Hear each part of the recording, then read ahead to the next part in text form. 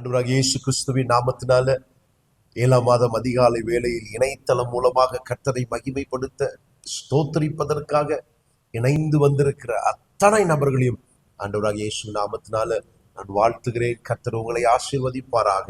நான் ஆராதிக்கிற ஆண்டவர் நல்லவர், உண்மை உள்ளவர். நான் சேவிக்கிற கர்த்தர் உண்மை உள்ளவர். 6 மாதங்கள் என்னை நடத்தின விதங்களை நான் நினைக்கும் பொழுது என்ன அழகா, என்ன நேர்த்தியா, என்ன மகிமையாய் கர்த்தர் நடத்தினார். அவர் சொன்ன எல்லா வாக்கு தத்தங்களையும் எனக்கு நிவர்த்தி பண்ணி கொடுத்தார். எத்தனை பேர் ஆமென் சொல்ல ஆயத்தமா இருக்கு? எத்தனை பேர் ஸ்தோத்திரம் சொல்ல ஆயத்தமா இருக்கிறீங்க? 6 மாதங்களிலே தேவன் நடத்தின விதங்களை பாருங்களேன். 2025 பாதி ஆண்டை தாண்டி அடுத்த பாதிக்குள்ள நுழைந்திருக்கிறோம். பாதி ஆண்டு நாம் எப்படி கடந்து வந்தோம்? நீதிமொழிகள் 29:25 சொல்லுகிறது, கர்த்தரை நம்புகிறவனை அவர் உயர்ந்த அடைக்கலத்தில் வைப்பாராம். 6 மாதம் நான் கர்த்தரை மாத்திரம் தான் நம்பினேன். ஒருவேளை சரீரம் உங்களுக்கு கை கொடுக்காமல் போயிருக்கலாம். உங்களுடைய பினான்சியல்ல நிறைய நெருக்கடிகள் காணப்பட்டிருக்கலாம். எதிர்பார்த்த காரியங்களை உங்கள் பினான்சியல் மூலமாக செய்ய முடியாமல் நீங்கள் தத்தளித்திருக்கலாம்.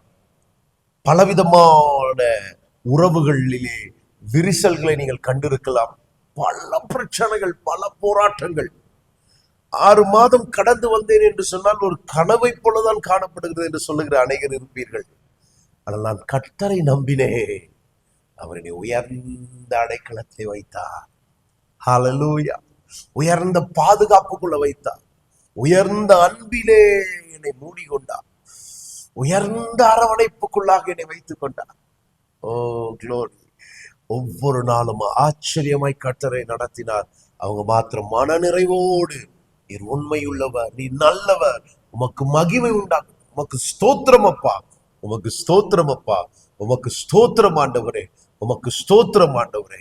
கர்த்தரை ஸ்தோத்தரிக்கும் பொழுது வருகிற ஒரு சந்தோஷம் இருக்கு பாருங்களேன், ஒரு மன நிறைவு இருக்கு பாருங்களேன்.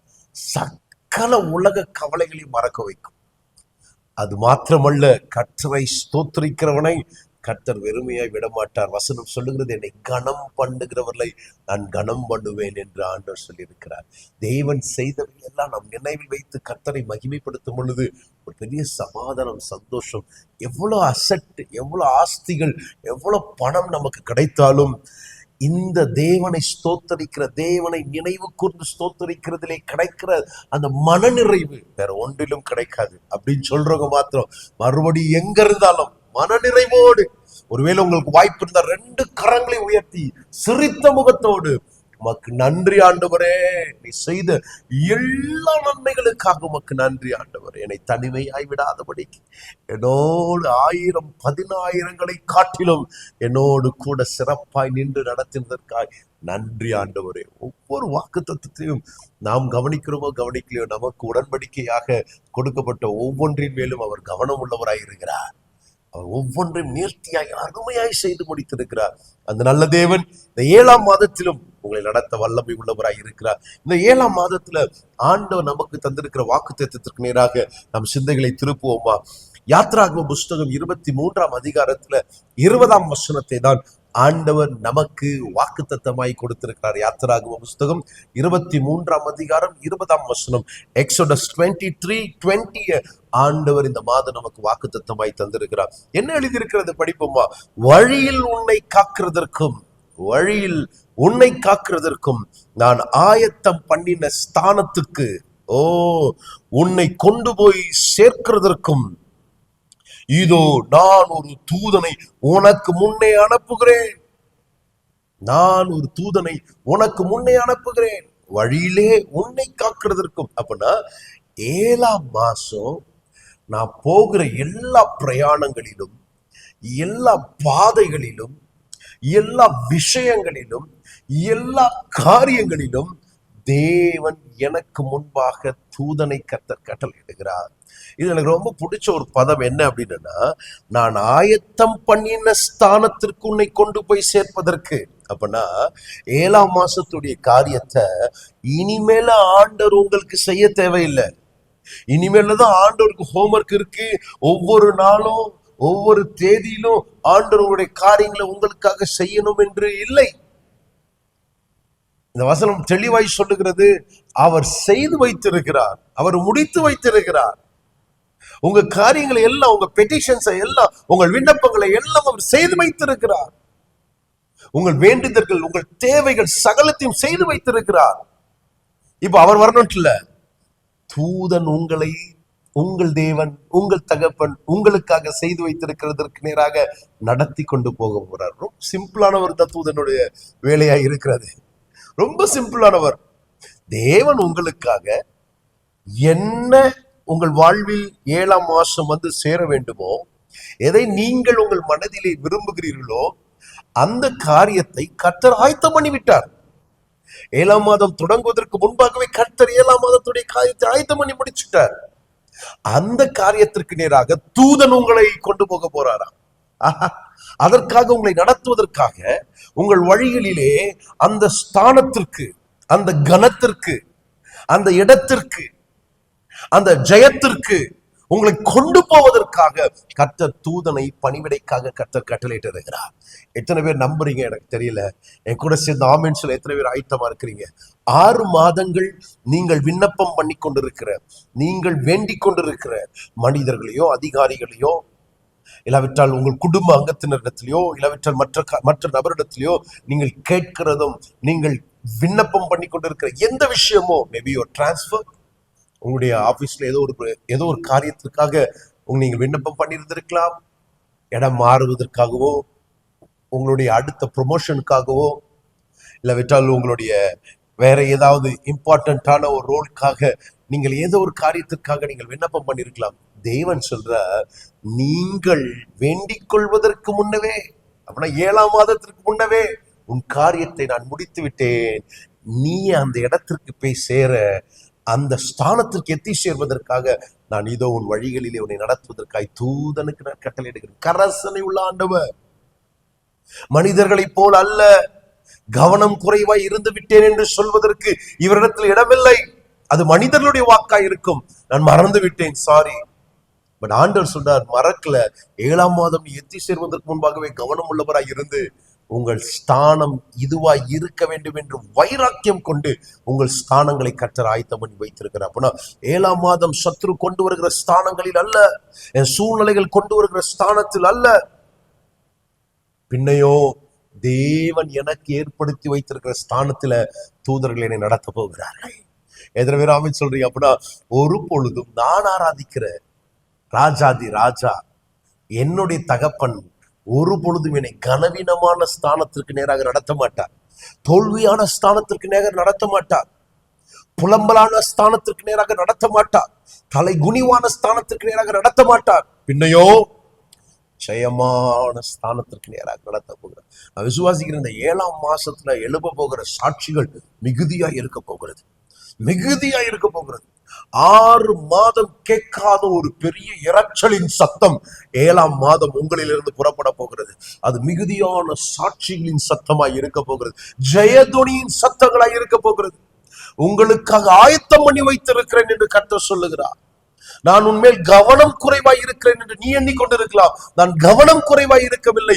உன் காரியத்தின் மேல் கவனம் உள்ளவனாய் இருந்து நான் எல்லா காரியத்தையும் செய்து முடித்திருக்கிறேன். அதற்கு நேராக தூதன் உன்னை கொண்டு போவார். எவ்வளவு ஈஸியா முடிச்சுட்டாரு பாருங்க. இப்ப 7ஆம் மாதத்துல நீங்க எதிர்பார்த்திருக்கிற என்ன ரிப்போர்ட்டா இருக்கட்டும், என்ன மார்க்கா இருக்கட்டும், எந்த ஒரு காரியமா இருக்கட்டும், எந்த ஒரு ஜெயமா இருக்கட்டும், பயந்து கலங்கி நிற்கிற எந்த காரியமா இருக்கட்டும், கர்த்தர் சொல்றாரு, அது உன்னை நடத்த போறது இல்ல. நான் உனக்கு ஆயத்தம் பண்ணி வைத்திருக்கிற இடத்துக்கு நேராக என் தூதர்கள் உன்னை நடத்த போகிறார்கள். தேவன் நாமம் தரிக்கப்பட்ட தூதன் உங்களை தேவன் ஆயத்தம் பண்ணி வைத்திருக்கிற இடத்திற்கு நேராக நடத்த போகிறார்.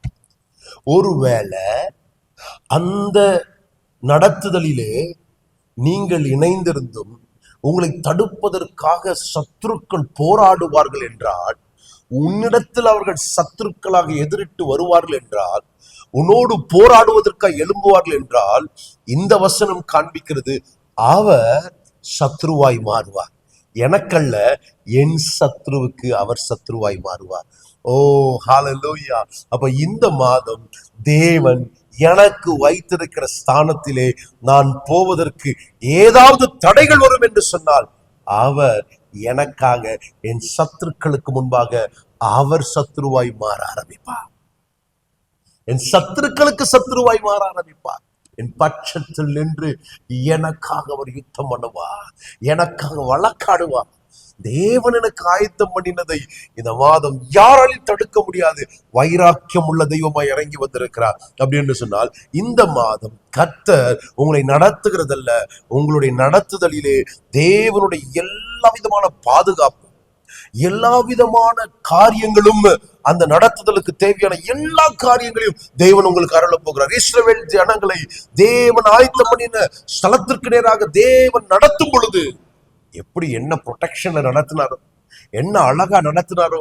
அந்த நடத்துல அப்பம் இருந்தது, தண்ணீர் இருந்தது, வஸ்திர குறைச்சல் ஆகல, ஆரோக்கியம் குறைச்சல் ஆகல.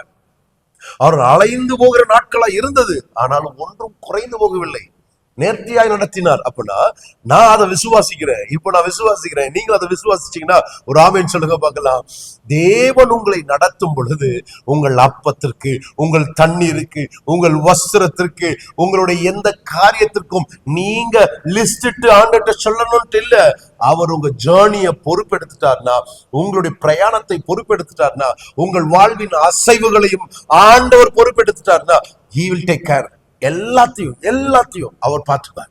எல்லாத்தையும் அவர் பார்த்துப்பார். நீங்க லிஸ்ட் அவுட் பண்ண எல்லாத்தையும் அவர் பார்த்துப்பார். எல்லாம் பார்த்து கொள்ளுகிற, எல்லாம் கருதுகிற நல்ல தெய்வம். யாத்திராகமம் 23:20 வசனத்தின்படி அவர் சொல்லியிருக்கிறார், நான் உனக்கு ரெடி பண்ணிட்டேன் எல்லாத்தையும், நான் உனக்கு எல்லாத்தையும் ஆயத்தம் பண்ணிட்டேன், நான் எல்லாத்தையும் உனக்கு ஆயத்தம் பண்ணி வைத்திருக்கிறேன். அந்த இடத்திற்கு நேராக மட்டும்தான் 7ஆம் மாசம் உன்னை நான் நடத்த போறேன். அப்புறம் 7ஆம் மாசம் ஒரு பெரிய ஹாப்பினஸ் ஆன ஒரு குட் நியூஸ் என்ன அப்படின்னா, தேவன் உங்களை அவர் ஆயத்தம் பண்ணியிருக்கிற கனமான இடத்திற்கு நேராக, சந்தோஷமான இடத்திற்கு நேராக, ஜெயமான இடத்திற்கு நேராக, மகிமையான அந்த இடத்திற்கு நேராக தேவன் உங்களை நடத்த போகிற ஒரு அருமையான மாதம் தான் 7வது மாதமே தவிர, சத்துருக்கள் ஊடுருவி வந்து உன்னை தலைக்கீழாக மாற்றுகிற மாதம் அல்ல 7ஆம் மாதம். தேவ பிள்ளைகளே, தேவன் உங்களை அவர் ஆயத்தம் பண்ணின இடத்திற்கு கனமாய், ஃபேமிலியா, அழகாய் தேவன் உங்களை அந்த ஸ்தானங்களிலே கொண்டு போய் சேர்க்க போகிறார். என் கூட சேர்ந்த ஆமென் சொல்ல எத்தனை பேர் ஆயத்தமா இருக்கிறீங்க? உண்மையாகவே நாம் ஆராதிக்கிற ஆண்டவர் வார்த்தையில் உண்மை உள்ளவராய் இருக்கிறார். அவர் சொன்னால் அவர் சொன்னபடியே காரியங்களை உங்கள் கண்களிலே காணத்தக்க வண்ணமாக அதற்கு நேராய் நடத்துகிற நல்ல தெய்வமாய் இருக்கிறார். அந்த தேவன் உங்களை காத்து, உங்களை அருமையாக தம்முடைய பிரசனத்தினால மூடி, உங்களை வழி நடத்தி, உங்களுக்கு தேவையான சகல ஆலோசனைகளையும் தந்து உங்களை நடத்த அவர் போதுமான ஆண்டவராய் இருக்கிறார். எதை குறித்தும் புலம்பாதீங்க, கவலைப்படாதீங்க. இப்படி ஆகுமோ அப்படி ஆகுமோ என்று எதை குறித்தும் டவுட் பண்ணாதீங்க. எல்லா காரியத்தையும் செய்து முடித்து விட்டார். அப்ப நான் இந்த மாசம் என்ன பாஸ்டர் செய்யணும்? What should I do? நீங்க சிம்பிளா ஒரே ஒரு காரியத்தை செஞ்சா போதும். கர்த்தருடைய வசனத்தை அனுசரித்து, கர்த்தருடைய வார்த்தையை அனுசரித்து நீங்கள் கீழ்ப்படியும் பொழுது, வசனத்துக்கு கீழ்ப்படியும் பொழுது, தேவனுக்கு கீழ்ப்படிந்து நடந்தால் மட்டும் போதும். உங்களை நடத்துவேன் என்று சொன்ன அந்த நடத்துதலுக்கு கீழ்ப்படிந்தால் மாத்திரம் போதும். மற்ற எல்லா ஜெயமான இடங்களையும் அவர் கருதி வைத்திருக்கிறார். அந்த கருதிய இடத்திற்கு நேராக உங்களை கொண்டு போய் சேர்க்க அவர் போதுமான தெய்வமாக, கரசனை உள்ள தெய்வமாக, உண்மை உள்ள தெய்வமாக, வைராக்கியம் உள்ள தெய்வமாக அவர் உங்கள் வலது கரத்தை பிடித்து உங்களோட இடைப்பட்டு கொண்டிருக்கிறார். உணர்கிறதுக்கு எத்தனை பேர் ஆயத்தமா இருக்கிறீங்க? நான் சொல்லுகிற இந்த வசனங்கள் ஏதோ கேட்பதற்காக அல்ல, ஏதோ ஒரு சத்தமாக அல்ல, ஏதோ ஒரு அறிவுபூர்வமான, இல்லாவிட்டால் ஏதோ ஒரு இமோஷன்களை டச் பண்ணுகிற ஒரு வார்த்தை அல்ல. இது அனுபவிப்பதற்காய் கர்த்தர் தந்திருக்கிற வார்த்தை. யாத்திராகமம் 23:20 இஸ்ரவேல் ஆகிய உனக்கு அனுபவிப்பதற்காக கர்த்தர் தந்திருக்கிற வாக்குத்தத்தம். இதை நான் அனுபவிக்க போகிறேன். எத்தனை பேர் ஹாப்பியா இருக்கிறீங்க? I am going to enjoy it. இதை நான் சந்தோஷமா கொண்டாட போகிறேன். தேவன் உங்களுக்காக ஸ்தானத்தை ஆயத்தம் பண்ணி வைத்திருக்கிறார். ஒருவரும் உங்களை கனவீனம் பண்ணவே முடியாது. இந்த மாதம் முழுவதும் போகிற நேரங்கள்லாம் ஒரு மாதிரியா இருக்கிற மாதிரி தான் இருக்கும். ஆனால் எத்தி சேருகிற இடமோ, தேவன் வைத்த பினிஷிங்கோ, ஜெயமோ, அவர் நமக்கு ஏற்படுத்தி வைத்திருக்கிற 23:20 சொன்னதை போல அதுதான் நம்ம வாழ்க்கையில நம்ம அடைய போகிறோமே தவிர வேறொரு காரியம் இல்லை. நம்ம எல்லாரும் சேர்ந்து ஜெபிக்க ஆரம்பிப்போமா? கர்த்தரை நோக்கி பார்க்க ஆரம்பிப்போமா? நல்ல தெய்வமே, இந்த நல்ல வாக்குறுதிகளை கொடுத்து 7ஆம் மாதத்துல எங்கள் நம்பிக்கையை மறுபடியுமாக பற்றி எரிய வைத்ததற்காக உமக்கு நன்றி செலுத்துகிறோம். அதிகாலமே இந்த மாதத்தோடைய எல்லாவற்றையும் நான் கருதி வைத்திருக்கிறேன், எல்லாம் நான் செஞ்சு முடிச்சிட்டேன், எல்லாம் நான் ரெடி பண்ணிட்டேன் என்று எங்களோடு இடைப்பட்டதற்காக உமக்கு நாங்கள் நன்றி சொல்லுகிறோம் ஆண்டவரே. இந்த மாதத்துல எங்களுக்கு எந்த காரியம் நடந்தாலும் தேவன் எங்களுக்கு வைத்திருக்கிற இடத்திற்கு மட்டும்தான் எங்கள் அடி சுவடுகள் போகுமே தவிர வேறு பகுதிக்கு போகாது என்பதை வசனத்தின் மூலமாக நீர் வெளிப்படுத்தியிருக்கிறதற்காக ஸ்தோத்திரம். நாங்கள் வைக்க போகிற ஒவ்வொரு ஸ்டெப்பும் நீர் கைட் பண்ண போகிறதுக்காக, நீர் டைரக்ட் பண்ண போகிறதுக்காக, நீர் லீட் பண்ண போகிறதுக்காக, அதற்காக தூதர்களுக்கு நீர் கட்டளையிட்டு இருக்கிறதற்காக உமக்கு நாங்கள் நன்றி செலுத்துகிறோம். இதை பார்க்கிறவர்கள், இதை கேட்கிறவர்கள் எங்கிருந்தாலும் அவர்களும் அவருடைய குடும்பங்களும் குடும்ப அங்கத்தினர்களும் ஆண்டவரே இந்த ஆசீர்வாதத்தை அனுபவிக்க அவருடைய சாட்சிகள் இரைச்சலின் சத்தத்திற்கு ஈடாக இந்த மாதம் எழும்பு போகிறதற்காக உமக்கு நாங்கள் நன்றி செலுத்துகிறோம் ஆண்டவரே. இதுவரையும் கேட்காத புதுமையான சாட்சிகளை அநேகருடைய வாய்களிலே கேட்க கர்த்தர் கிருபை செய்வீராக நாங்கள் சுபிக்கிறோம் ஆண்டவரே. தேவன் எனக்கு ஆயத்தம் பண்ணின ஸ்தானத்தை, நான் ஏங்கின ஸ்தானத்தை, நான் எதிர்பார்த்த ஸ்தானத்தை தேவன் எனக்கு ஆயத்தம் பண்ணி வைத்திருக்கிறார் என்று எழுதப்பட்ட இந்த மாதத்துடைய வாக்குறுதிகளை நான் நம்பினேன். கர்த்தர் என்னை அந்த இடத்துல எத்தி சேர, அதை அடைய தேவன் எனக்கு கிருபை செய்தார் என்று சொல்லுகிற சாட்சிகளை கேட்க உதவி செய்வீராக. இந்த மாதம் முழுவதுமாக ஆண்டவரே நீ ஆயத்தம் பண்ணி வைத்திருக்கிற அந்த ஸ்தானத்திற்கு நேராக நடத்த போகிறீர் என்று சொன்ன இந்த மாதம், இந்த ஜர்னி, இந்த 1ஆம் தேதியிலிருந்து தொடங்கி இருக்கிற இந்த ஜர்னி நீர் இவர்களை ஆசீர்வதித்து நடத்த போகிறதற்காக ஸ்தோத்திரம். இந்த பிரயாணத்துல இந்த மாதம் முழுவதிலுமே இவருடைய அப்பத்தையும் தண்ணீரையும் ஆசீர்வதித்து இவர்களுக்கு தருகிறதற்காக உமக்கு நன்றி செலுத்துகிறோம். இவருடைய சுகவீனங்களை எல்லாம் மாற்றி இவர்களை சுகப்படுத்தி நீர் ஆயத்தம் பண்ணி இருக்கிற ஸ்தானத்திற்கு நேராக நடத்த போகிறதற்காக ஸ்தோத்திரம். எல்லா பலவீனங்களையும் மாற்றுவீராக. எல்லா விதமான சோர்வுகளும், எல்லா விதமான டவுட், எல்லா விதமான நம்பிக்கை குறைவான சிந்தைகள் எல்லாம் அகன்று போகட்டும், அவிசுவாசங்கள் அகன்று போகட்டும் ஆண்டவரே.